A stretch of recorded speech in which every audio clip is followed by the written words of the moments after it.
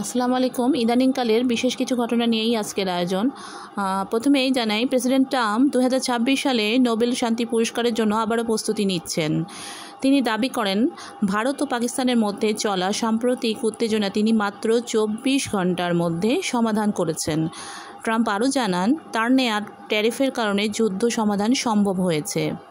এদিকে প্রেসিডেন্ট ট্রাম্পের সাথে গাজা যুদ্ধবিরতি চুক্তিতে স্বাক্ষর করেছে মিশর, কাতার, তুর্কি ও অন্যান্যরা, এবং এসব দেশের মধ্যস্থতায় গাজা উপত্যকা 2 বছরের যুদ্ধের অবসান ঘটাতে যে যুদ্ধবিরতি কার্যকর করা হয়েছে তা নিয়ে বিশ্বব্যাপী সংশয় দেখা গিয়েছে যে ট্রাম্পের প্রতিশ্রুতি সত্যিকারের শান্তি আনবে না। কিন্তু পাকিস্তানের প্রধানমন্ত্রী শেহবাজ শরীফ বলেন, আমরা আবারও প্রেসিডেন্ট ট্রাম্পকে নোবেল শান্তি পুরস্কারের জন্য মনোনীত করছি। প্রেসিডেন্ট ট্রাম্প নোবেল শান্তি পুরস্কারের জন্য সেরা প্রার্থী, কারণ তিনি লক্ষ লক্ষ মানুষের জীবন বাঁচিয়েছেন।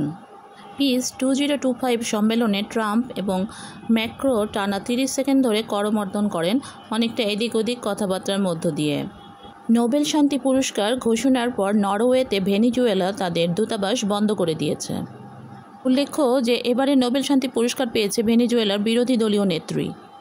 রাশিয়ার পররাষ্ট্রমন্ত্রী সের্গেই ল্যাভরভ বলেছেন যে রাশিয়া ইরানের পরমাণু কর্মসূচিকে সমর্থন দিয়ে যাবে। তিনি জোর দিয়ে বলেন যে মস্কো সর্বদা তেহরানের পারমাণবিক কর্মসূচিকে সমর্থন করে এবং জাতিসংঘের নিষেধাজ্ঞা রাশিয়া ও ইরানের মধ্যে সামরিক প্রযুক্তিগত সহযোগিতার উপর কোনো বিধিনিষেধ তৈরি করবে না। এদিকে ব্রিক্সে ফিলিস্তিন পূর্ণাঙ্গ সদস্যপদের জন্য আনুষ্ঠানিকভাবে আবেদন করেছে। এখন যে ভিডিওটি দেখছেন সেটি হলো 20 বছর পর গতকাল ইসরায়েলি কারাগার থেকে মুক্তি পেয়ে একজন ফিলিস্তিনি বাবা তার মেয়ের সাথে পুনরায় মিলিত হয়। তো যাই হোক, সবাই ভালো থাকবেন, আর নতুন হলে অবশ্যই আমাদের চ্যানেলটি সাবস্ক্রাইব করবেন। সবার জন্য শুভেচ্ছা। আল্লাহ হাফেজ।